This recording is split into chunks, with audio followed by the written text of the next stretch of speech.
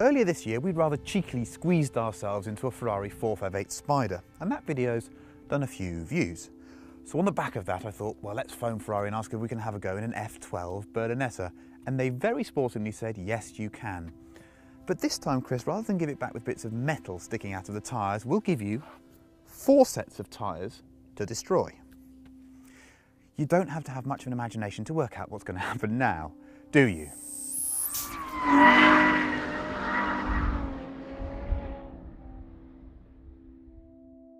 As a collection of numbers, the F12 is simply unprecedented. The 6.2 litre V12 has 740 horsepower at 8,250 RPM. That's 118 horsepower per litre. Maximum torque is 508 foot-pounds. But the most impressive thing about the F12 is that despite being way more powerful than the old 599, it's smaller and lighter than before. The figures are stunning: 70 kilograms lighter, 47 millimeters shorter, 63 millimeters lower and 20 millimeters narrower. The bodywork is, to my eyes, absolutely stunning, but it's also functional. There are ducts and scoops and places to peer through that contribute to low drag and some claimed downforce.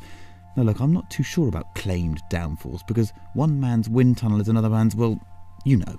So let's just say that the F12's epidermis appears to work the air quite radically. All we really care about are the electrically operated brake cooling ducts. Now, you probably read about this newfangled steering wheel that Ferrari put on the 458. The F12 has the same steering wheel, but I thought it would be good to let you have a look because maybe you haven't seen it before. It is a normal-ish steering wheel. It's quite big in size. It's heavily grooved in a couple of places, which means it's not as thick as it looks. It has rev lights on the top which flash. You can see those in some of the shots we've taken already. But everything is on here. Indicators, push once to start, push again to cancel. And then you've got your lights, main beam. You've got your washers down here. This button here is very important. It's a damper button. It should be called the UK button because when you press it, the suspension softens and it says bumpy road mode. In the UK, you get in the car, the first thing you do is hit that, otherwise the thing is too firm on the road.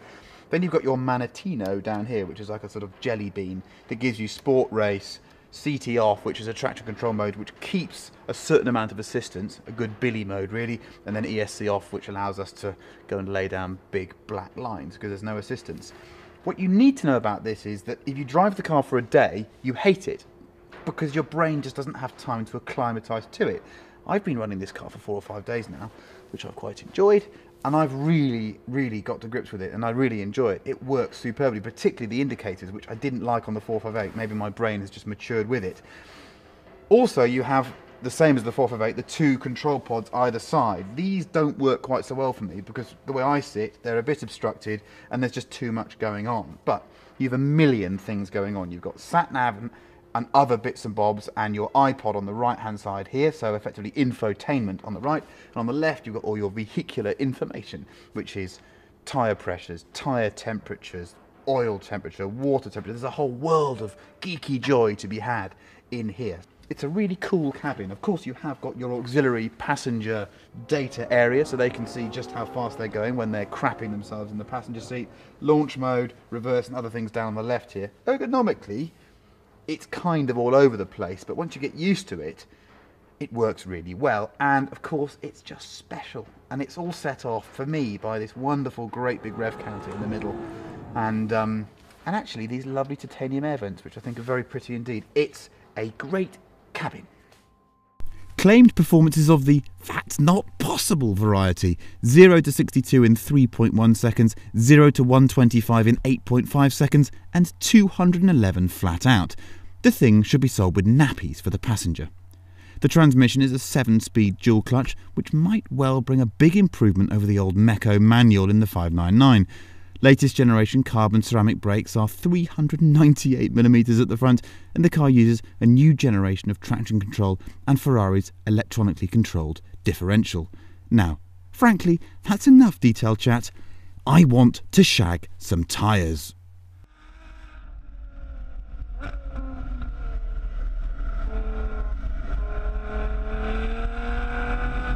I am at the wheel of an F12 Berlinetta. I didn't think I'd be saying that. I'm about a year late to it, The story behind us getting the car, well, I've already told you that, so I'm not too uncomfortable about being in a new Ferrari. I love their cars, they're brilliant. So, we're at Anglesey. We've got all these tyres to play with, but before we do that, I want to tell you a bit about the car and be sensible with it, okay? So, let's do a fast lap, and I'll talk you through the way the car performs, and then maybe we'll be a bit more silly afterwards, okay? This is the start-finish straight. I've got the traction control off, but the ESP on. So, 740 horsepower, here we go. First left-hander. Steering really fast, very accurate. Traction, astonishing. Brakes, astonishing. Braking hard into this hairpin. Third gear, the exit now. This is just mind-blowing. Remember, it's front engine, I'm wide open in third. Truly the fastest road car I've driven. It is extraordinary. I've got some understeer through that fast right-hander, but that's because the track's a bit green. Now, we really pile on. Fourth, fifth. This is insanely fast through here. I don't want to look at the numbers, but it's accurate. Brakes are fantastic. It wants to change direction. You feel like you have to overstop the car because it's got so much straight line speed. Don't be too greedy through this little S. Again, traction zone. Wide open, the diff's doing it all for me. The combination of the differential and the traction control through this long sweeper, the camber's falling away. Little bit of a centre oversteer on the exit, nothing too much. Braking performance. And that engine, I suppose you can hear that engine, can you? 6.3 litres, 740 horsepower. Quite simply, the fastest street car I've driven, I think, in a straight line. Just mind-bending, and yet so manageable here.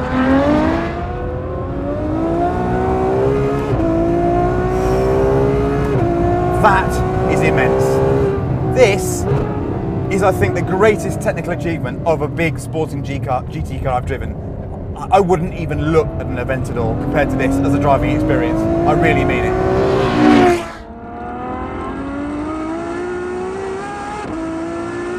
I'm just utterly blown away. And you can drive it like this, accurate, straight line. And then you can turn everything off. And then you get a whole different car.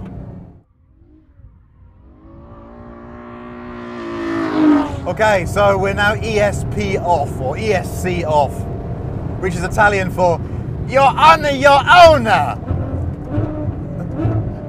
So what happens? We give it a little bit of gas. Oh, and it oversteers quite a lot.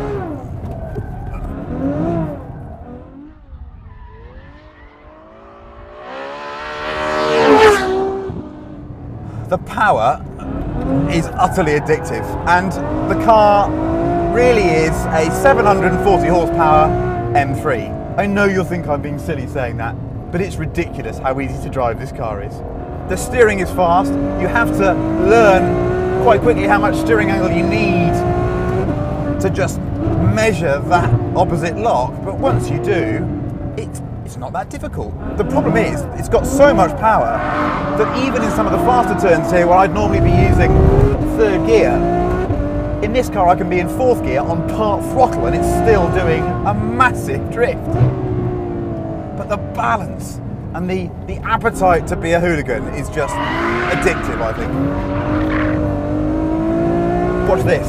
It's the left-hander, fourth gear. Watch this. Put it in. We're lit. We're lit. Speedo's reading 98 miles an hour. 98 miles an hour.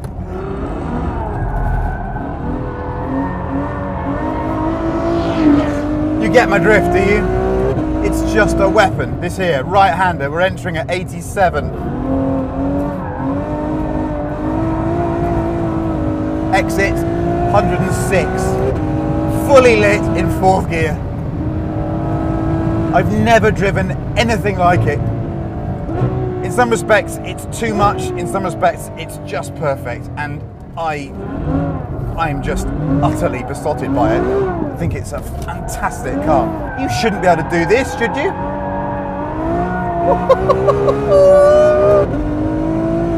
Oh, I'll do one more for you before I get told to stop by Neil.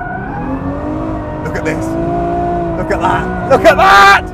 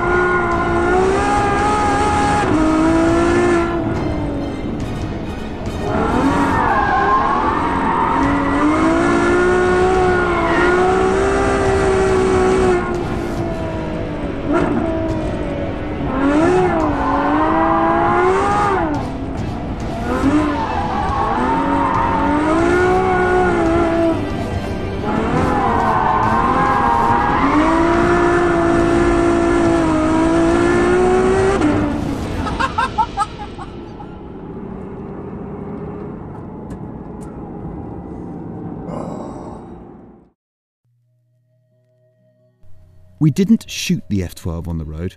I drove it on the road for many hundreds of miles and I loved every minute, but the business of avoiding being banged up quickly becomes all-consuming. The car is just so damn fast.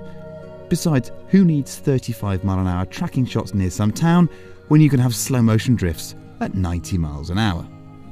The F12 takes some getting used to on the street. The steering is very fast to begin with and you have to relax your inputs to meet the car's speed of direction change. It's so usable though. The soft damper mode is ideal, the hi-fi is good.